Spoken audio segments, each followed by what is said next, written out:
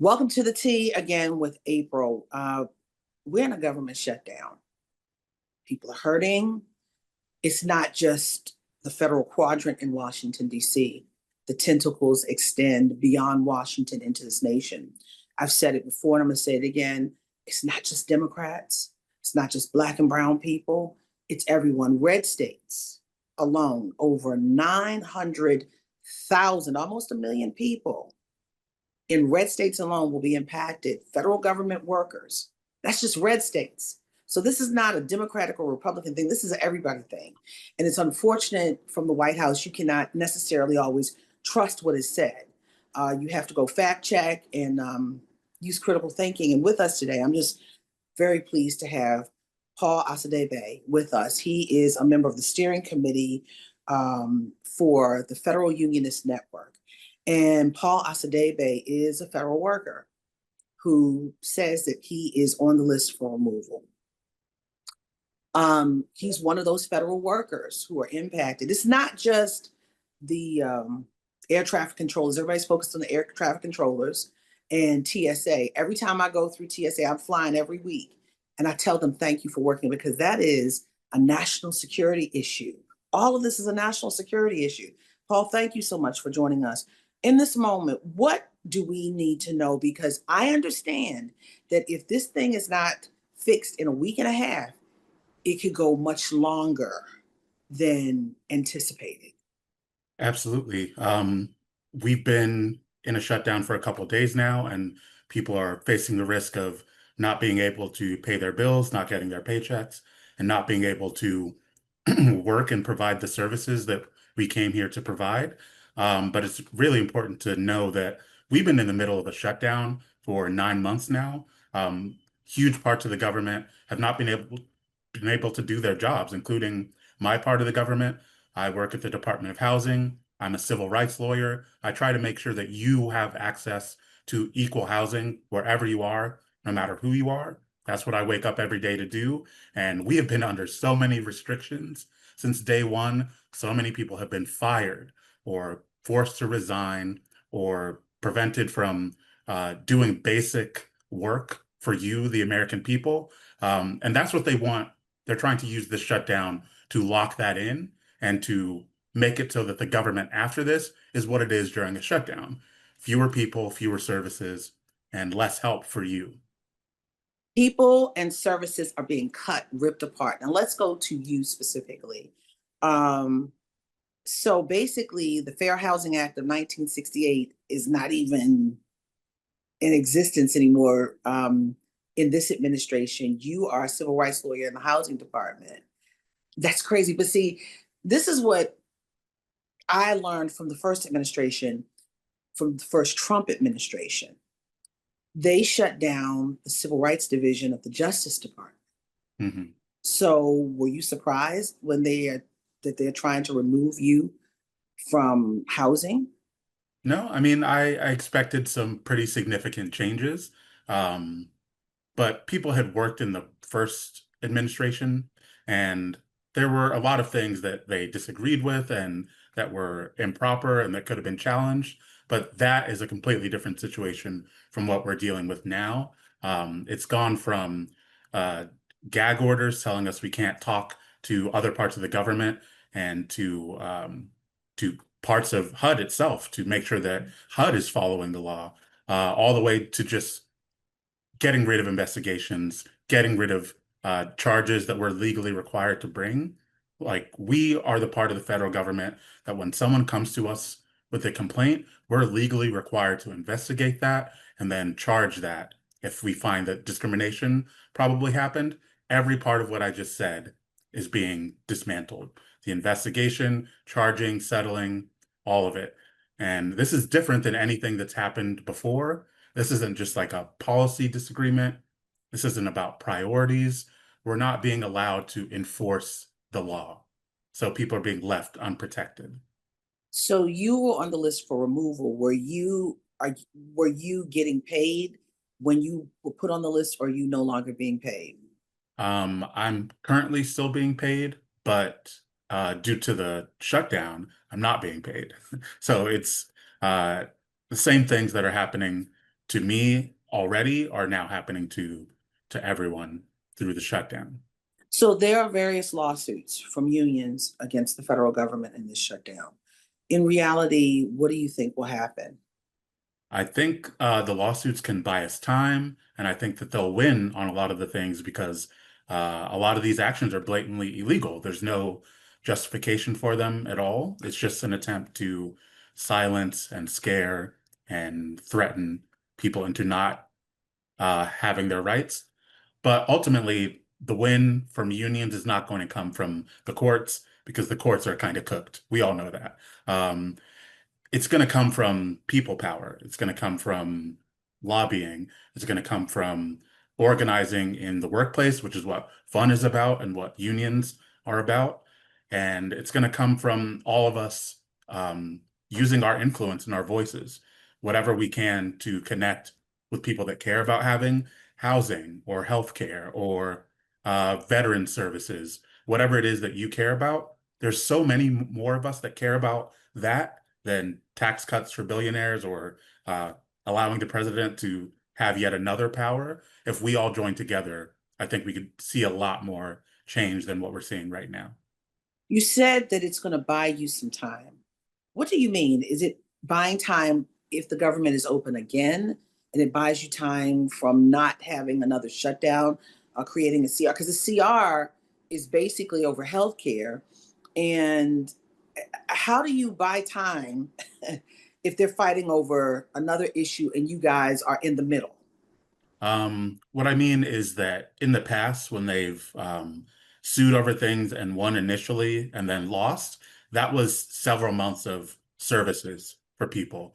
That was months of paychecks. That was time where you still have an officially recognized union to organize with. And that means a lot. I mean, they were initially planning to cut 83,000 jobs at the VA, and they had a union to organize with, and they were trying to get rid of it, but the union sued and they won for a little bit. And during that period is when the unions organized with veterans groups and just people that care about healthcare, and they were able to stop those cuts.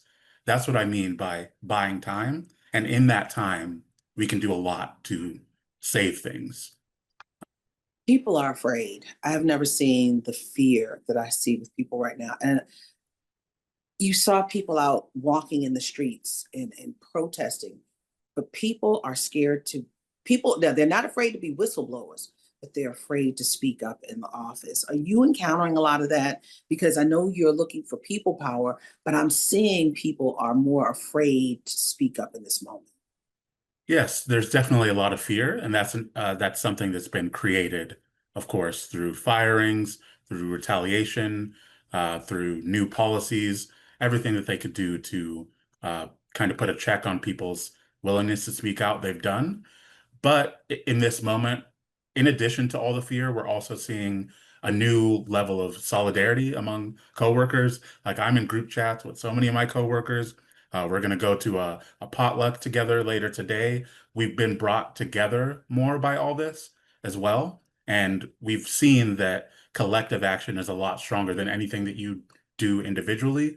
And there's a lower chance of retaliation when, in order to retaliate, they would have to fire your entire office, or they would have to really risk a backlash from the public. That's what we need to be doing. Moving together will protect all of us and will raise the chance of whatever we do working in the first place.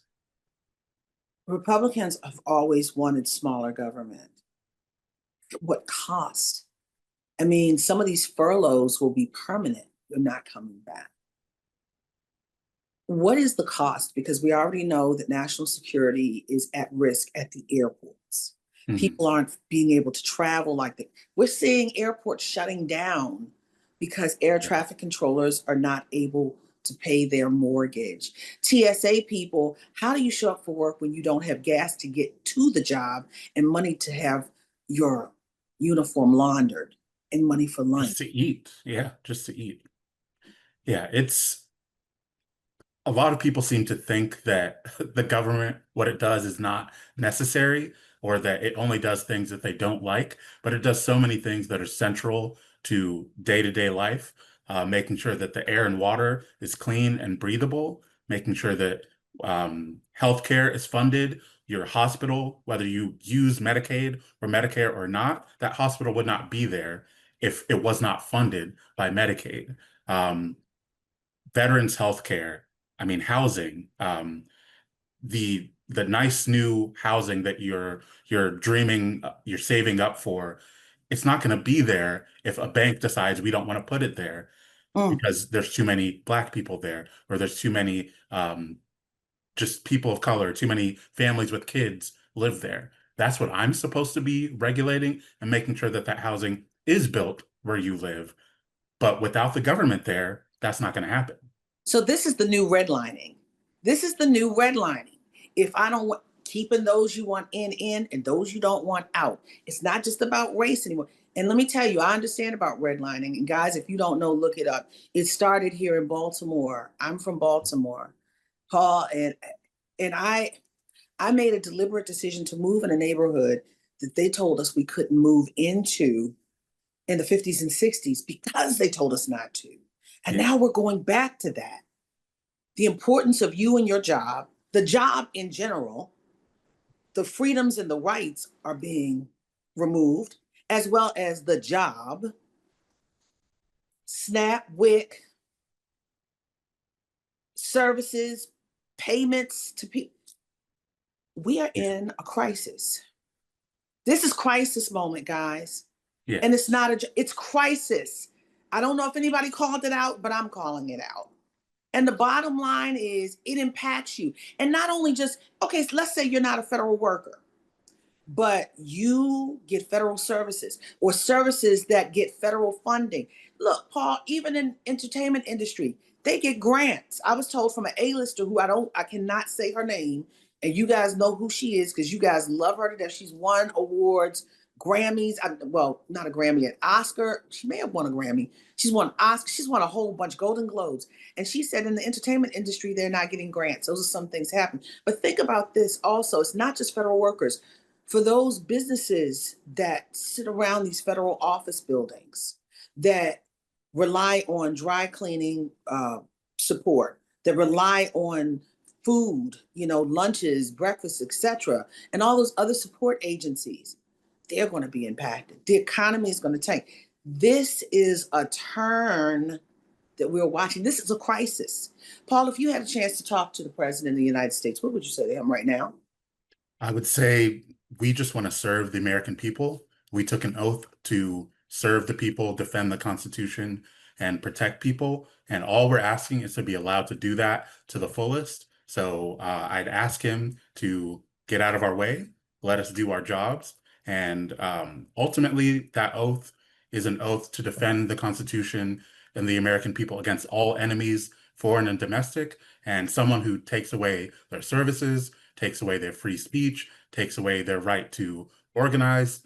That is someone that we have to defend the public against, and we will do that. So Yeah. that's what we're going to organize to do. That's what the oath means in this moment. Normally, we would have just done our jobs. You're not letting us do that. So in this moment, we have to organize. You're very polite in what you would say. But I've seen signs out in the street. Yeah.